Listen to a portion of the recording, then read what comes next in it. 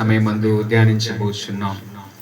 ఈ రోజుతో 4వ అధ్యాయము కంప్లీట్ చేయాలని ఆశగా ఉన్నాను. చాలా తక్కువ టైంలోనే ఈ వాక్యమును నేను ముగించడానికి ప్రయత్నం చేస్తాను. తీయండి బైబిల్ గ్రంథము ఉన్నటువంటి వారందరూ కూడా ఆదికాండము 4వ అధ్యాయము 14, 15 వచ్చిన ఒకసారి చదువుతాం.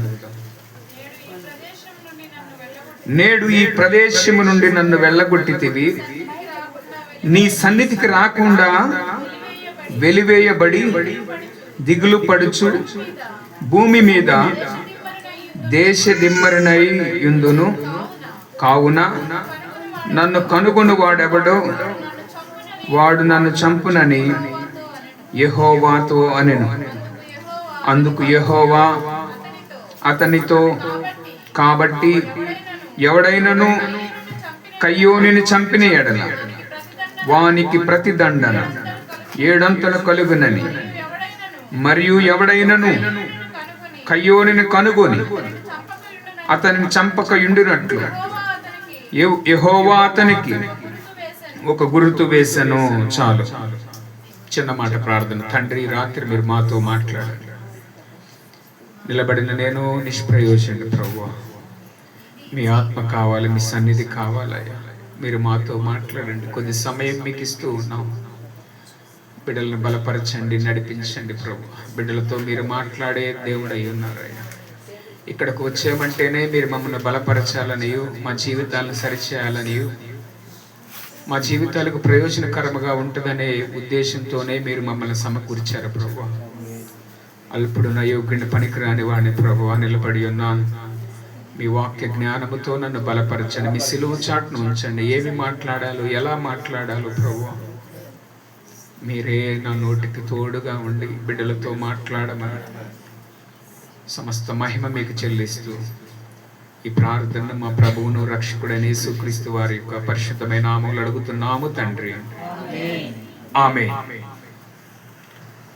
ఇక్కడ చదువుతూ ఉన్నటువంటి మాటలు మనం చూస్తూ ఉన్నాం. నేడు ఈ ప్రదేశము నుండి నన్ను వెళ్ళగొట్టితివి, నీ సన్నిధికి రాకుండా వెలివేయబడి దిగులు పడుచు భూమి మీద దేశదిమ్మరినయ్యుందును అనే మాటను మనం చూస్తూ ఉన్నాం. ఈ మాట ఎవరు చెప్పారు అనే మాటను చూడబోయే ముందు కొంచెం ఇంట్రడక్షన్, కొన్ని మాటలు విందాం. ఎవరు ఈ మాటలు చెప్పిందంటే కయ్యోను ఎవరంటే ఆదాము అవ్వకు జన్మించినటువంటి జ్యేష్ఠ కుమారుడు, ప్రథమ ఫలం కయ్యోను. 2వ అధ్యాయములో వివాహము, 3వ అధ్యాయములో పాపము ద్వారా పతనము, శాపము వచ్చిన వెంటనే 4వ అధ్యాయములో అత్యంత బాధాకరమైనటువంటి సంఘటన మనం చూస్తూ ఉన్నాం. ఆదికాండం 4వ అధ్యాయములో పండంటి కాపురం, ఒకే కుటుంబం, 2 అన్నదమ్ముళ్ళు, 2 విభిన్నమైనటువంటి మనస్తత్వాలు. ఒకే కుటుంబం, ఒకే కుటుంబంలోని అన్నదమ్ములు, మనస్తత్వాలు వేరువేరుగా ఉన్నాయి. ఎందుకు మనస్తత్వాలు మారిపోయినాయి అనంటే, కయ్యేను వ్యక్తి వ్యవసాయమును సేద్యపరిచేవాడు. ఎవరు? కయ్యోను వ్యవసాయమును సేద్యం చేసేవాడు. ఏబేలు ఎవరంటే గొర్రెలను కాచేవాడు. ప్రత్యేకమైనటువంటి మనస్తత్వాలు, ప్రత్యేకమైనటువంటి వృత్తి. అన్నేమో వ్యవసాయం చేస్తూ ఉంటాడు, తమ్ముడేమో గొర్రెలను కాసేటువంటి కాపరి. వీరు ఏం చేస్తూ ఉంటారంటే వారికి ఉన్న దానిలో నుంచే శ్రేష్టమైనటువంటి వాటిని దేవుడికి ఇవ్వటం అలవాటు వీళ్ళకి. కయ్యోను వ్యవసాయం పండినటువంటి దాన్ని తీసుకొని వచ్చి దేవుడికి ఇవ్వటము కయ్యోను అలవాటు. ఏబేలు యొక్క అలవాటు ఏంటంటే శ్రేష్టమైనటువంటి వాటిని, క్రొవ్విన వాటిని తీసుకొచ్చి దేవునికి ఇవ్వటము అనేటువంటిది అలవాటు. ఒక రోజు ఏం జరిగిందో తెలియదు గాని దేవాతి దేవుడు ఏబేలు యొక్క అర్పణను స్వీకరించాడు, కయ్యోను తెచ్చినటువంటి అర్పణను స్వీకరించలేదు. ఇది తెలుసుకున్నటువంటి కయ్యోను, నా తమ్ముడిదే ఎందుకు దేవుడు స్వీకరించాడు, నాదెందుకు స్వీకరించలేదని మనసులో అసూయ పెట్టుకున్నాడు, కోపం పెట్టుకున్నాడు. కోపము, అసూయ, ద్వేషము ఈ మూడు లోపలకు వెళ్ళిపోయినాయి. ఇది గమనించినటువంటి దేవుడు కయ్యోనుతో ఒక మాట అన్నాడు. కయ్యోనుతో అన్న మాటను మనం ఇక్కడ చూస్తే 6వ వచనము, యెహోవా కయ్యోనుతో నీకు కోపమేలా, ముఖము చిన్నపుచ్చుకొని ఉన్నావేమి, నీవు సత్క్రియ చేసిన ఎడల తలనెత్తుకొనవా, సత్క్రియ చేయని ఎడల వాకిట పాపము పొంచియుండును అనే మాటను మనం చూస్తూ ఉన్నాం. ప్రియులారా, ఇక్కడ కయ్యోను విషయంలో దేవుడు మొట్టమొదటిగా వచ్చి అడిగాడు. కయ్యోనుతో అన్నాడు, దేవుడు ముందుగానే హెచ్చరించాడు. కయ్యోనుతో మొదటగా చెప్పాడు, పాపము పొంచి ఉన్నది. ఎక్కడ పొంచి ఉన్నది? అది వాకిట పాపము పొంచి ఉన్నది అనే మాటను దేవుడు అన్నట్టుగా మనం చూస్తూ ఉన్నాం. ఇక్కడ మనం చూసినట్లయితే వాకిట పాపము పొంచి ఉండటం అంటే, ఒక కుక్క ఉంది, నేను పెంచుకుంటూ ఉన్నాను, అది కాస్త అన్నం పెడితే ఇక్కడే ఉంటుంది, గడప దగ్గరే ఉంటుంది, గేటు దగ్గరే ఉంటుంది. నేను పెంచుకుంటున్నాను కాబట్టి కాస్త అంత అన్నం వేస్తే విశ్వాసంగా ఉంటుంది, కుక్క కాపలాగా ఉంటుంది. అది ఇంటిలోకి రావాలా వద్దనేది ఎవరి మీద ఆధారపడి ఉంటది? యజమానుడి మీద. ఎవరి మీద? యజమానుడి మీద. నువ్వు పిలిస్తే లోపలికి వచ్చింది, నువ్వు పిలవకుండా ఉంటే లోపలికి వచ్చిద్దా? చెప్పండి. బయట ఉన్నటువంటి కుక్క నువ్వు పెంచుకున్నటువంటి దాన్ని లోపలికి నువ్వు పిలిస్తే వచ్చింది, లేకపోతే నీ వాకిట్లో అక్కడే ఆడుకుంటా ఉంటుంది.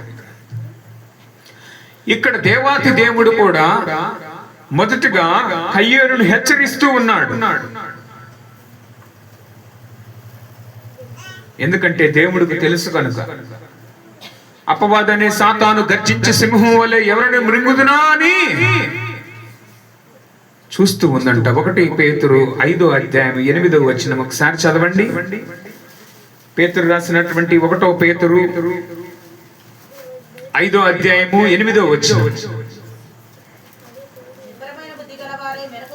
నిబ్రమైన బుద్ధి గలవారే మెలకుగా ఉండుడి, మీ విరోధి అయిన అపవాది గర్జింపు సింహము వలె ఎవరిని మృంగుదుమా అని వెతుకుచూ తిరుగుచూ ఉన్నాడు.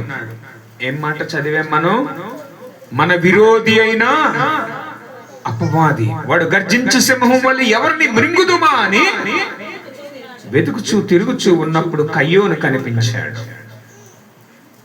ముందుగానే కయ్యోని దేవుడు హెచ్చరించాడు. నువ్వు సత్క్రియ చేసిన ఎడలా నువ్వు ముఖము చిన్నబుచ్చుకోనేలా, నువ్వెందుకు బాధపడుతున్నావు? కయ్యోను జాగ్రత్త, పాపం పొంచి ఉంది గడప దగ్గర అని హెచ్చరించాడు.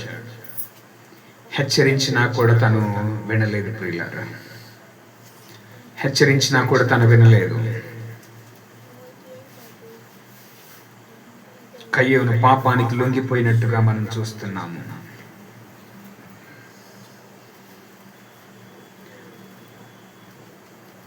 పాపం ఎంత బలంగా ఉన్నా కూడా దానిపైన మనం ఆధిపత్యం చేయొచ్చు. దేవుడు అందరికీ స్వేచ్ఛ ఇచ్చాడు. చాలా మంది అంటారు, ఆ పండుని తోటలో ఎందుకు పెట్టాడయ్యా? సరే, పెడితే పెట్టాడు, తినేటప్పుడైనా దేవుడు వచ్చి ఆపొచ్చుగా.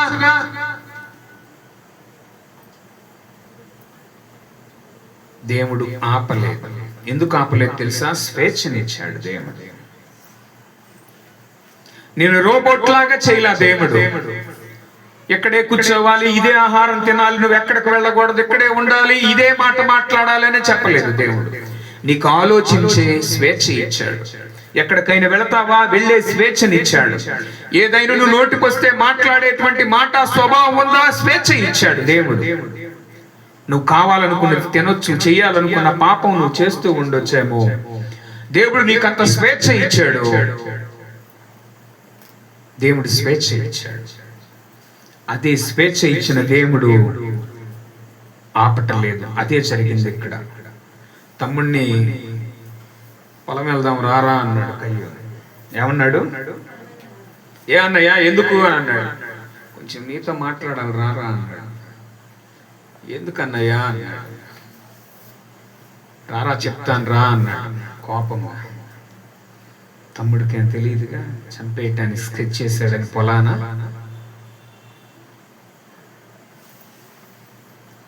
వెళ్ళారు. ఇద్దరు ఉన్నారు. ఏం మాట్లాడుకొని ఉంటారు? వీడు వెంటనే చంపేశాడని ఉంది బండరాయితో. ఏం మాట్లాడుకొని ఉంటారు? అప్పుడని ఉంటాడు, ఎరా నువ్వు పెట్టే అర్పణ దేవుడు స్వీకరిస్తాడా? నేను పెడితే స్వీకరించడా? అన్నా ఎందుకన్నా అంత కోపం? నీతి కూడా స్వీకరిస్తాడన్నా. రే ఆపరా, ఎన్నిసార్లు నేను చూడలేదు అన్నా. కోప్పడబాకన్నా, దేవుడు హృదయాన్ని చూస్తాడన్నా. మంచి మనసుతో ఇస్తే నీ అర్పణ కూడా స్వీకరిస్తాడన్నా. రే అంటే నాది మంచి మనసు కాదా, మంచి హృదయం కాదా అంటే నువ్వు మాత్రమే నీతిమంతుడువా? తమ్ముడు మీద పడ్డాడండి. అక్కడ చూడండి ఏమన్నా 8వ వచనం, కయ్యోను తన తమ్ముడైన హేబేలుతో మాట్లాడాను. వారు పొలములో ఉన్నప్పుడు కయ్యోను తన తమ్ముడైన హేబేలు మీద పడి అతన్ని చంపెను. అతన్ని చంపేశాడండి తమ్ముడిని. The first murder in the Bible. మొదటి హత్య తన సొంత తమ్ముడినే, రక్తము పంచుకొని పుట్టిన తమ్ముడినే చంపేశాడు కయ్యోను. క్రూరుడైపోయాడండి. హత్యకు ముందు పాపము, అసూయ, ద్వేషము, కోపం వచ్చిన మనిషి హత్య చేయటానికి వెళ్ళి హత్య చేసేసాడండి. అతని మీద పడి అతన్ని చంపెను అనే మాటను మనం చూస్తూ ఉన్నామండి. మన జీవితంలో కూడా మనం జ్ఞాపకం చేసుకోవాలి. వెంటనే పాపం చెయ్యం మనం. కోపం వస్తుంది, కొన్ని సందర్భాల్లో అసూయ వస్తుంది, ద్వేషం వస్తుంది. దీని సిగ్నల్ ఎందుకు అర్థం చేసుకోవాలి. నువ్వు తలుపు దగ్గరే ఉంటాయి ఇవన్నీ. తలుపు దగ్గరే. తలుపు అనగా నీ హృదయం. కోపము, ద్వేషము, అసూయ, కలహము, మత్సరము, ద్వేషము, కామ కోరికలు హృదయం అనే తలుపు గుమ్మం దగ్గర కాచుకొని ఉన్నాయండి.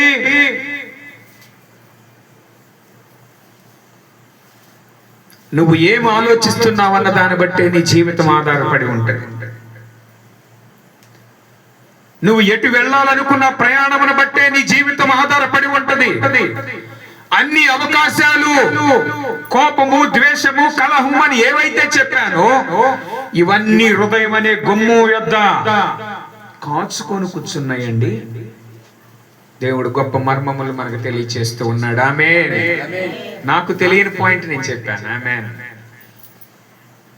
పరిశుద్ధాత్ముడు నీతో, నాతో, మనందరితో మాట్లాడుతూ ఉన్నాడు. ప్రియులారా, ఇంకా నా మాటలు నేను ఒక 10 నిమిషాల్లో ముగించి వేస్తాను.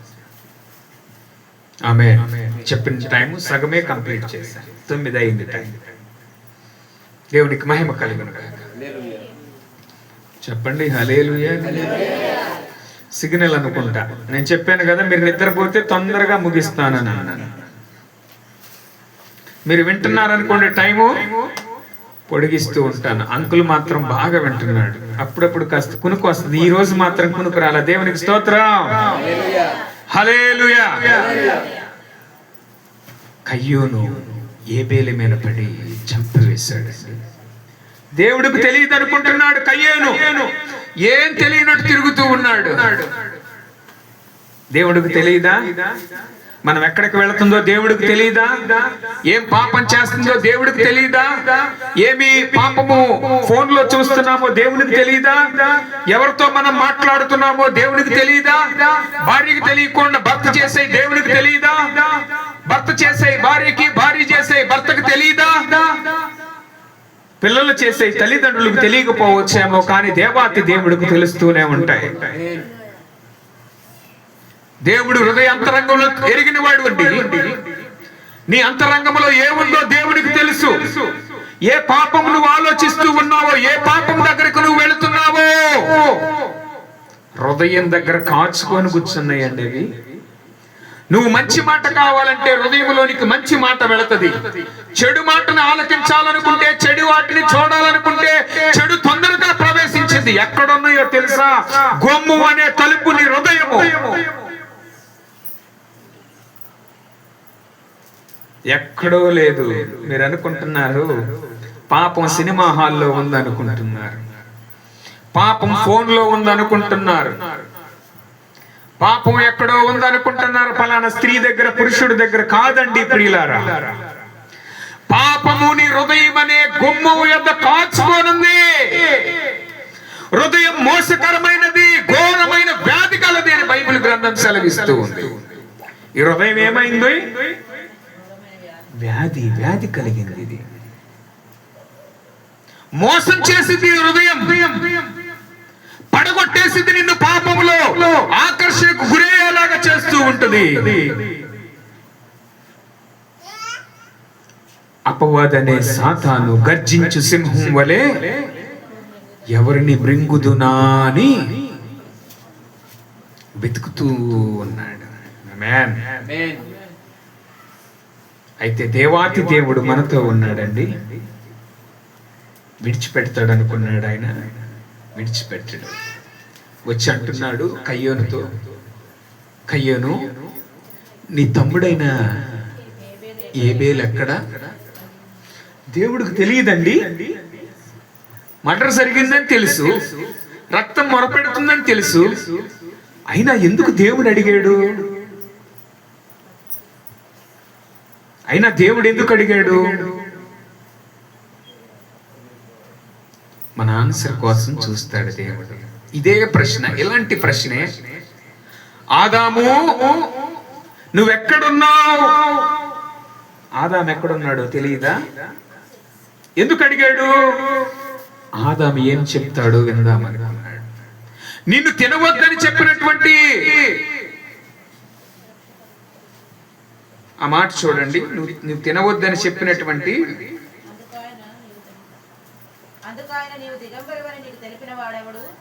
నీవు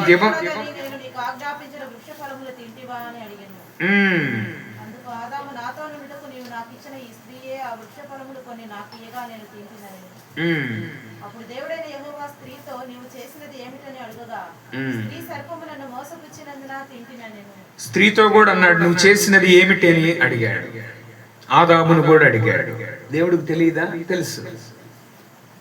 తప్పైపోయింది ప్రభువా, ఐఎమ్ రియల్లీ సారీ, ఏదో పొరపాటున కాల్ జారాను అయ్యా, బుద్ధి గడ్డి తిని గబక్కనే నేను తప్పు చేశాను అయ్యా, క్షమించు అని అంటాడేమో అనుకున్నాడు దేవుడు.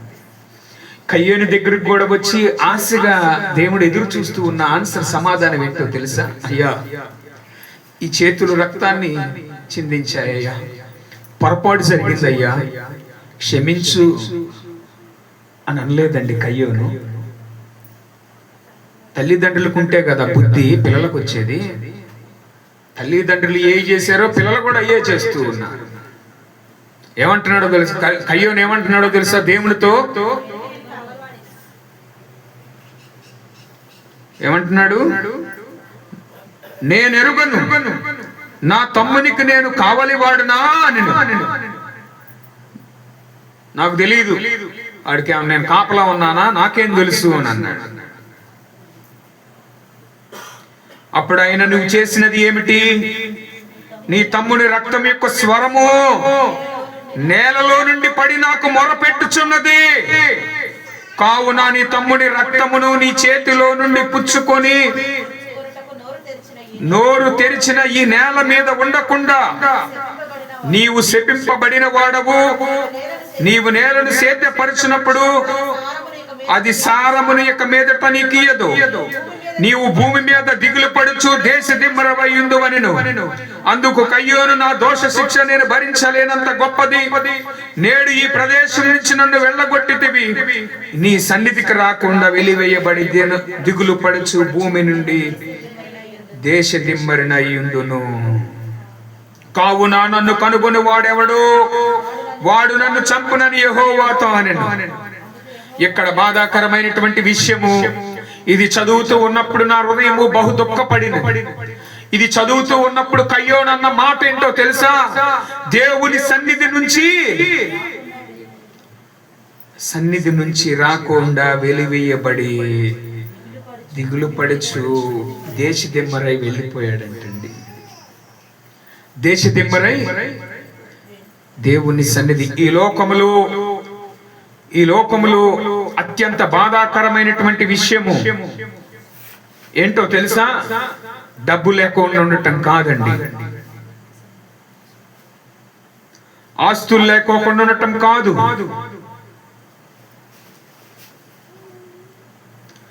ఆరోగ్యం పోవడం కాదు. ఈ లోకములో అత్యంత బాధాకరమైనటువంటి విషయం, చింతించాల్సినటువంటి విషయం, దుఃఖపడాల్సినటువంటి విషయం, బాధపడాల్సినటువంటి విషయం దేవుని సన్నిధికి దూరం అవటం అండి. ఈ లోకములో అత్యధిక పేదరికం అంటే ఏంటో తెలుసా? దేవుని సన్నిధికి రాకుండా ఉండటం, నిజమైన దేవుణ్ణి తెలుసుకోకుండా ఉండటం, నిజమైన దేవుని యొక్క సన్నిధిలో గడపకోకుండా ఉండటం. ప్రియులారా, ఆరోగ్యం పోతే ఏదో ఒక హాస్పిటల్కి వెళ్తే ఆరోగ్యం వస్తుందండి. డబ్బు పోతే డబ్బు సంపాదించుకోవచ్చండి. చెయ్యిపోతే ఆర్టిఫిషియల్, కాలు పోతే ఆర్టిఫిషియల్ గా వచ్చేసినాయి అండి. ఇప్పుడు కన్ను పోతే కన్ను వేస్తున్నాడు, గుండె పోతే గుండె తీసి మరొక గుండె వేస్తూ ఉన్నారు. రిప్లేస్మెంట్ వచ్చేసింది, కిడ్నీ తీసి మరొక కిడ్నీ వేస్తూ ఉన్నారు. ఈ లోకంలో అత్యంత బాధాకరమైనటువంటి విషయము, దుఃఖపడే విషయం ఏంటో తెలుసా? దేవుని సన్నిధికి దూరం అవటమే. ఈ రోజుల్లో అనేక మంది దేవుని సన్నిధికి రాలేకపోతున్నారు. ఎందుకో తెలుసా? పాపానికి లోబడటమే. మందిరానికి పిలిస్తే ఎందుకు రావట్లేదో తెలుసా? పాపంతో కాంప్రమైజ్ అయిపోతున్నారు, పాపాన్ని విడిచిపెట్టలేకపోతున్నారు, పాపాన్ని హత్తుకుంటున్నారండి, పాపము హృదయంలో చేర్చుకుంటూ ఉంటున్నారు. అందుకే దేవుని మాటలన్నా, దేవుని సన్నిధికి రావాలన్నా, దేవుని మాటలు వినాలన్నా వినలేకపోకుండా ఉండటానికి కారణము అదే అయ్యింది. దేవుని సన్నిధి నుంచి దూరం అయిపోయాడు. దేవుని సన్నిధికి రాకోకుండా అంటే దేవుని సన్నిధిలో ఏముంటుందో తెలుసా? దేవుని సన్నిధిలో శాంతి ఉంటుందండి, దేవుని సన్నిధిలో రక్షణ ఉంటది, దేవుని సన్నిధిలో ఆశీర్వాదం ఉందండి. దేవుని సన్నిధిలో ఉంటే నీకు రక్షణ. రక్షణ దేనికో తెలుసా? నీ ఆత్మకి రక్షణ, నీ ఆత్మకి. ప్రియులారా,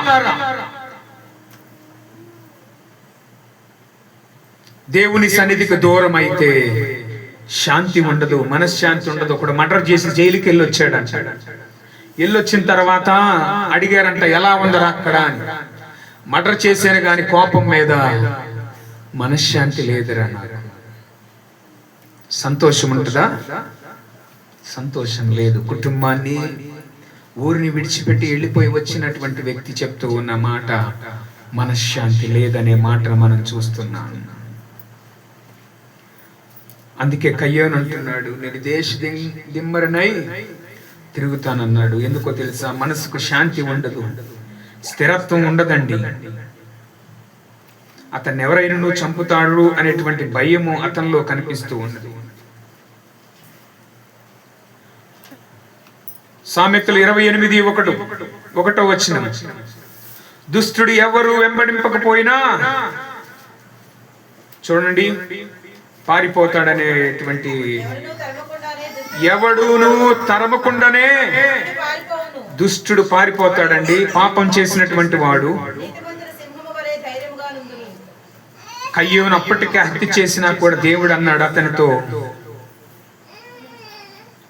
అతను చెప్పే మాటలు విన్నాడండి. అది దేవుని కృప, దేవునికి స్తోత్రం. హత్య చేసినా కూడా కయ్యేం చెప్తున్న మాట విన్నాడండి. ఈ రోజుల్లో నీకు నచ్చినట్లుగా నీవు జీవిస్తున్నా కూడా నీ ప్రార్థన ఆయన వింటున్నాడు. నీ ఇష్టం వచ్చినట్టు జీవిస్తూ నీ ఇష్టం వచ్చిన స్థలాలకు వెళుతున్నా కూడా ఆయన నీ మాటలు నీ ప్రార్థన వింటున్నాడండి. మాటలు ముగించి వేస్తున్నాను, సమయం అయిపోయింది.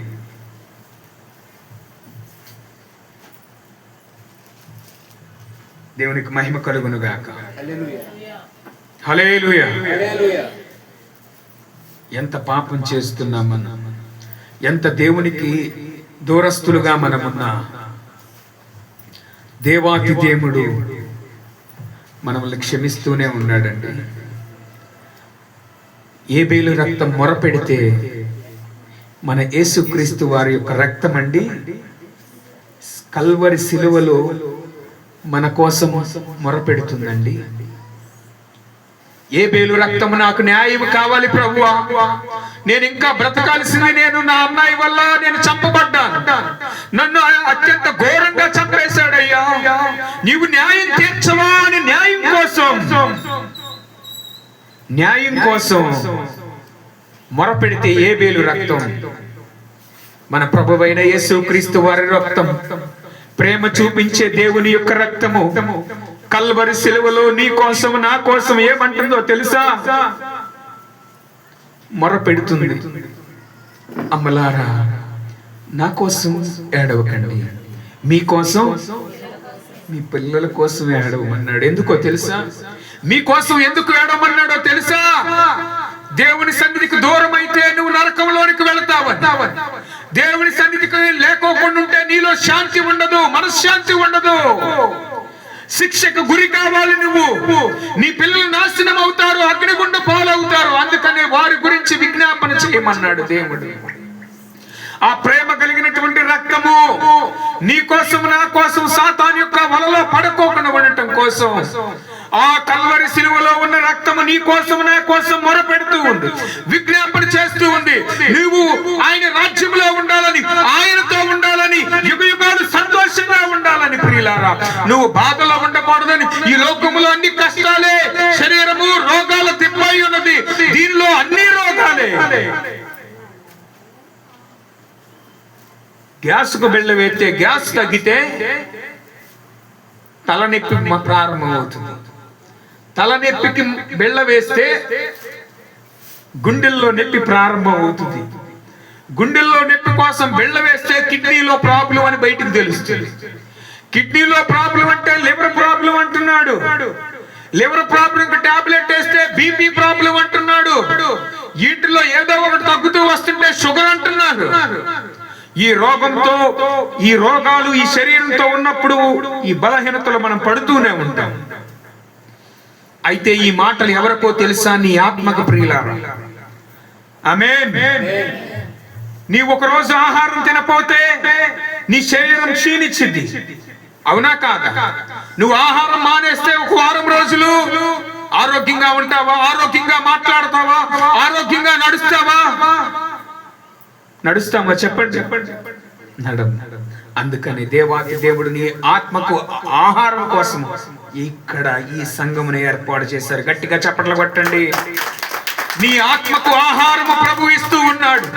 నువ్వు బలం కలిగి ఉండాలని, అపవాదనేటువంటి సాతాను కలిగి చేసే పాపము నువ్వు జయించగలిగినదే ప్రియులారా. హృదయం అనేటువంటి దగ్గర ఉన్నా కూడా అది నువ్వు జయించగలవు. మీరు బలవంతులు, శక్తిమంతులు. దేవుని వాక్యం ద్వారా పాపాన్ని జయించవచ్చు. మీరు నువ్వు ఏది కోరుకుంటావో, దేన్ని బంధిస్తావో అది బంధించబడుతుంది. రోగానికి భయపడ్డావా? రోగం నిన్ను ఏలుతుంది. చేతులు చురుకులు అంటూ అయ్యో చేతులు చురుకులు, అయ్యో నేను చచ్చిపోతా అంట. మా ఇంటి దగ్గర ఆమెలే, అమ్మా చేతులు చురుకులకు చచ్చిపోతావమ్మా నువ్వు, నీకేం తెలుసు అయ్యా నా బాధ, కడుపయ్యా ఇప్పుడు నీ బాధ ఏంటి చెప్పమ్మా నన్ను, కడుపయ్యా కాయలు కాస్తుందయ్యా, కాయలాగా ఉందయ్యా నా కడుపు అని. కాయలాగా పడటం అంటే కాయలాగా ఏందమ్మా అన్న, నీకు తెలియదులే అయ్యా. ఇప్పుడు నీ సమస్య ఏంటమ్మా, నేనేం చేయాలమ్మంటే రాత్రిపూట నిద్ర పట్టదు అవి ఇవి అన్ని చెప్తూ ఉంది. సరే ఇప్పుడు ఎట్లా ఉన్నానంటే నీకేం చెప్పమంటావు అని తలకాయ కొట్టుకుంటా. నేను ఇప్పుడు దేనికోసం ప్రార్థన చేయాలమ్మా, రాత్రి కదా నీకు సమస్య, ఇప్పుడు ఏంది అని అంటే, అమ్మా నీకు గుండె ప్రాబ్లం ఉంది కదమ్మా, అందుకేనమ్మా ఈ సమస్య అంటే ఏమంటుంది, గుండె కాదయ్యా దెయ్యమే, సాతానే తొక్కుతుందయ్యా నన్ను, నిద్ర పోనీయటం లేదయ్యా నన్ను వెంటాడుతూ ఉంది అది అదే అని అంటూ ఉందా, ఏడుస్తూ. నేనేమన్నానో తెలుసా తనతో, నువ్వు ఏడుస్తూ ఉంటే దేవుడు నిన్ను తీసుకోడు, ఏడ్చేవాళ్ళని అసలు తీసుకోడు, వాడికి ఇంకా ఆయుష్ని పెంచుతా ఉంటాడు. నవ్వుతూ ప్రభువా తీసుకో హ్యాపీ ఈ జీవితం అని అన్నావా, తొందరగా వెళ్తావు అని ఏం మాట్లాడలేదు. తొందరగా వెళ్ళాలంటే మనిషికి ఎంత బాధో,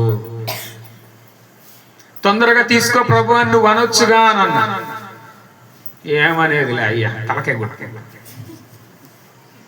నేను అప్పుడు అన్నా, నీ భర్తను వదిలి నువ్వు ఉండలేవులే, నవ్వుతున్నా. దేవునికి మహిమ కలిగింది. ప్రియులారా, ఈ లోకంలో కొన్ని విడిచిపెట్టలేమేమో. సాతాను మనకి శరీరానికి బలహీనత కలుగు చేస్తాడు, వాడు కోరికలు ఆశలను కలుగు చేస్తాడు. నీ సమయాన్ని కిల్ చేయడానికి ఫోన్ లో ఎంటర్టైన్మెంట్ ఒకటి అయిపోయిన వెంటనే మరొకటి, సీరియల్ అయిపోగానే మరొక సీరియల్ ఏర్పాటు చేస్తాడు, ఇది అయిపోయిన తర్వాత మరొకటి. క్రికెట్ పిచ్చి పెట్టేస్తుంది, కబడ్డీ అయిపోయిన వెంటనే క్రికెట్ అంటారు, అది అయిపోగానే వాలీబాల్ అంటారు, అది అయిపోగానే మరొక ఎపిసోడ్. నిన్ను ఏ కాడికి బిజీ చేయడానికే, దేవుడు దూరంగా జీవించడానికే అపవాదనే సాతాను వేస్తున్న స్కెచ్ ప్లాన్స్. తెలియక మనం మోసపోతూ ఉన్నాం, దేవునికి దూరంగా జీవిస్తూ ఉన్నాం. ప్రియులారా, నేను ఒక మాట చెప్తూ నా మాటలు నేను ముగించి వేస్తున్నాను. నువ్వు ఎక్కడున్నా సరే, ఏ స్థితిలో ఉన్నా సరే, దేవుని సన్నిధికి దూరం అవ్వద్దు. ఆరోగ్యం ఉన్నా పోయినా, ఆస్తి ఉన్నా పోయినా, డబ్బు ఉన్నా పోయినా, పిల్లలు ఉన్నా పోయినా, ఏది ఉన్నా లేకపోయినా దేవుని సన్నిధికి దూరం అవ్వద్దండి. ఈ లోకంలో ఉండే అన్ని కొద్ది కాలం ఉండేవి, కొద్ది కాలం తర్వాత మనల్ని విడిచిపెట్టేస్తే ఏది మనం తీసుకొని వెళ్ళాం, ఏది మన వెంట రాదు. మన పిల్లలు రారు, భర్త రాడు, భార్య రాదు, ఎవరు రారు కదా మనతో 2 రోజులు ఏడ్చి వదిలిపెట్టేసేటువంటి ఈ దేహం చూసుకొని నువ్వు ఉంటే, ఈ రాత్రి ప్రభు అంటున్నాడు, నా సన్నిధికి దూరం అవ్వద్దు బిడ్డ అంటున్నాడు. ఆయన సన్నిధిలో నీకు ఇల్లు కడుతూ ఉన్నాడు. ప్రియులారా, ఈ లోకంలో ఇల్లు కొంతకాలమే ఉంటాయి, కొంతకాలమే మన ప్రయాణం. ఆయన మనకు గృహమును ఏర్పాటు చేస్తున్నాడు. ఆ గృహము బంగారు వీధులు, బంగారం మీద నడిచేది. రోగం ఉండదు, దుఃఖం ఉండదు, బాధ, అసూయ, కలహము ఏమీ ఉండవు. ప్రియులారా, ఆనందకరమైనటువంటి పట్టణంలో నువ్వు ఉండాలంటే ఆయన సన్నిధికి రావటం అలవాటు చేసుకో. కష్టమే, డ్యూటీ చేసే వాళ్ళకి ఇబ్బందే. మన సహోదరులు కూడా కొంతమంది రాలేకపోయారు. వ్యవసాయం చేసే వారికి కష్టమే ఆయన సన్నిధిలో గడపటం, ఎందుకంటే శరీరం బలహీనమై ఉన్నది. ప్రియులారా, మాటలు వినలేము, వినేలాగా చేయనీదు. ఎందుకో తెలుసా, ఈ రక్తంలో చొరబడి ఉన్నది అపవాది అనే సాతాను. కానీ ఒక్క మాట చెప్తున్నాను, దేవుని సన్నిధికి ఎప్పుడు మనం దూరం అవ్వద్దు. బలహీనత ఉన్నా వచ్చి కూర్చో, దేవునికి స్తోత్రం, దేవుని స్తుతించు. ఇంట్లో ఉన్నా మనం ఏం చెయ్యం కదా, దేవుని సన్నిధికి వచ్చి కూర్చో. నీ సమస్య ఏదైనా తీర్చేవాడు మన ప్రభువు. పడిపోయిన స్థితిలో ఉన్నావా, పాపమును కంట్రోల్ చేసుకోలేని స్థితిలో ఉన్నావా, ఈ బైబిల్లో ఉన్న దేవుడు మాట్లాడేవాడు. ఈ బైబిల్లో జీవం ఉన్నదండి. ఈ బైబిల్ని మీరు చదివేవారుగా ఉండాలి, చూసేవారులా కాదు, వారానికి ఒకసారి తెచ్చేవారులా కాదు. బైబిల్లో దేవుడు ఉన్నాడు. ఈ దేవుడు మాట్లాడతాడు. నువ్వు పాపం చేస్తే ఖండిస్తాడు, నీతో ఉంటాడు, ముచ్చటిస్తాడు. ఆయన సన్నిధిలో ఉంచకాలని దేవుడు కోరుకుంటున్నాడు. ప్రియులారా, ఒక్క మాట చెప్తూ ఉన్నాను, దేవుని సన్నిధికి ఎప్పుడు దూరం అవ్వద్దు. దేవుని సన్నిధికి దూరం అయితే పాపము హృదయం దగ్గర పొంచి ఉంది. ప్రియులారా, పాపాన్ని నువ్వు జయించాలంటే దేవుని సన్నిధికి విడిచిపెట్టకూడదు. బలహీనతలు ఉండొచ్చు, కొన్ని వ్యసనాలు ఉండొచ్చు, అయినా దేవుని మందిరానికి వచ్చి ఆయన సన్నిధిలో కూర్చోవాలి. నిజంగా అండి, మార్చేసేస్తాడు దేవుడు. నిడుబ్రోల్లో ఒక సహోదరుడు అదే జరిగేది. మందు అలవాటు, తాగే వచ్చి కూర్చునేవాడు. నాతో మాట్లాడుతూ ఉన్నా కూడా వాసన వస్తా ఉంటుంది. ఏందన్నాను, ఏం లేదులే, కొంచెం లైట్ గా తీసుకున్నాను అనేవాడు. కానీ ఇప్పుడు ఏమంటున్నాడు తెలిసి, ఎవరైనా పిలిస్తే నేను రాను అంటున్నాడు. సెలవు వస్తే ముందే కొనుక్కొచ్చి దాచిపెట్టుకునేవాడు అంట. బాటిల్ ముందుగానే స్పేర్ పెట్టుకునేవాడు అంట. ఆయన అంటున్న మాట ఏంటో తెలుసా? ఏమంటున్నాడు? తమ్ముడు, ఇప్పుడు నాకు అసలు తాగాలనే అనిపించట్లేదు. ఎటు పోయిందో ఏమో తెలియదు నాకు. ఆయన మందిరంలో నేను చాలా సార్లు తాగొచ్చి కూర్చున్నాను రా. జనాలు ఏమనుకుంటారు, ఇటు తాగి వస్తున్నాడు ఏందని మరి అనుకుంటారని కూడా నాకు లేదు. అయినా నేను తాగినా కూడా వచ్చి కూర్చున్నాను. అట్లా వచ్చానో లేదో. కొన్ని నెలల్లో దేవుడు మార్చేశాడండి. దేవునికి మహిమ కలుగును. దేవుని సన్నిధిలో ఉంటే నీ జీవితము అద్భుతంగా మారుతుంది. నీకు తెలియదు లోపల ఏం జరుగుతుందో తెలియదు. నీకు తెలియదు ప్రియులారా, లోపల ఏం జరుగుతుందో. మాటలు ముగించి వేస్తున్నాను. దేవుని సన్నిధికి దూరం కాకూడదు. దేవుని సన్నిధికి దూరం కాకూడదని నీకు ఆశ ఉంటే నాతో కలిసి చిన్న మాట ప్రార్థన చేస్తావా?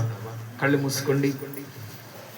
కయ్యోను ద్వేషము, కోపము, అసూయను బట్టి పాపము ప్రవేశించి దేవుని సన్నిధికి దూరం అయ్యాడు. ప్రియమైనటువంటి దేవుని సంగమా, ఈ రాత్రి ప్రభువు నీతో మాట్లాడాడు. దేవుని సన్నిధికి దూరం అవ్వద్దమ్మా. ఎన్ని ఇబ్బందులున్నా, పరిస్థితులు ప్రతికూలంగా ఉంటాయి. సాతాను కలుగు చేస్తాడు కావాలని. నువ్వెక్కడ మారిపోతావని, నువ్వెక్కడ దేవుల్లోనికి వస్తావని అపవాదనే సాతాను స్కెచ్ వేశాడు. అయినా కూడా నువ్వు వాడు మాట వినొద్దు. నువ్వు జయించగలవు. నీ నిర్ణయం నీ చేతుల్లో ఉన్నది. స్థిరపరుస్తాడు ప్రభు. ఈ రాత్రి నన్ను బలపరచు ప్రభువా, నాలోనికి రా ప్రభువా. చిన్న చిన్న బలహీనతలు ఉన్నాయి అయ్యా. కయ్యోను మీరు అడిగినప్పుడు నాయన తప్పు అయింది క్షమించంటే మీరు క్షమించేవారు ప్రభు. వెంటనే తప్పు చేశాడయ్యా. ఈ రాత్రి కూడా మేము చెప్తూ ఉన్నా, నీ మాటలు హెచ్చరిస్తున్నా ప్రభు. మేము వినుకోకుండా ఉంటే తగు మూల్యం చెల్లించుకోవాలి అయ్యా. ఎంతమంది బిడ్డలైతే నాయన వాక్యమునకు వారి హృదయంలో స్థలం ఇచ్చారు, ఎంతమంది బిడ్డలైతే వాక్యానికి వారి హృదయంలో చేర్చుకున్నారు, అట్టి బిడ్డలను మీరు దర్శించమని వారి జీవితాన్ని అద్భుతాలుగా మార్చాలి అయ్యా. దేవుని సన్నిధిలో గడుపుట ధన్యత, కృప, వరము ప్రభు. శుభము, సంతోషము, ఆనందము, శాంతి ప్రభు నీ సన్నిధిలో గడిపితే నీకు మహిమ చెల్లిస్తూ ఉన్నామయ్యా. బిడ్డలను బలపరచండి, కుటుంబాన్ని బలపరచండి.